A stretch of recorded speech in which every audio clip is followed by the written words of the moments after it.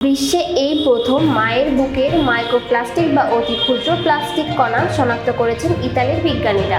এতে রীতিমতো উদ্যোগ তৈরি হয়েছে বিশেষজ্ঞদের মধ্যে। তাদের আশঙ্কা, নবজাতকের স্বাস্থ্যের উপর বিরূপ প্রভাব ফেলবে এই মাইক্রোপ্লাস্টিক। প্রভাব ফেললেও ঝুঁকির তুলনায় শিশুর জন্য মায়ের দুধের উপকারিতা বেশি। সম্প্রতি পলিমার্স সাময়িকীতে গবেষণা করে এই প্রতিবেদন প্রকাশ হয়েছে। এই প্রতিবেদনে বলা হয়েছে, মাইক্রোপ্লাস্টিক হলো প্লাস্টিকের অতি ক্ষুদ্র কণা।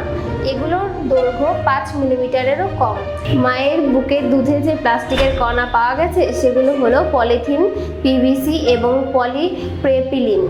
জানা গেছে 2020 সালে ইতালির বিজ্ঞানীদের এই দলটি মানুষের গর্ভকুলে প্লাস্টিক কণা শনাক্ত করেছিলেন।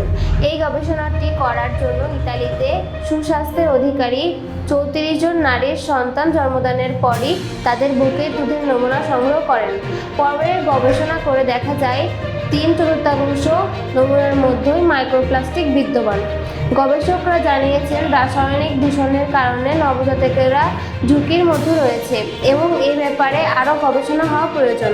আশ্চর্যের বিষয় হলো, গবেষণার যেসব মায়ের নমুনা সংগ্রহ করা হয় তাদের খাদ্যাভ্যাস, প্লাস্টিকের মরুজাত পানীয় পান ও সমুদ্রের খাবার গ্রহণ ও ব্যবহার সংক্রান্ত বিষয়গুলো পর্যবেক্ষণ করা হয়েছে।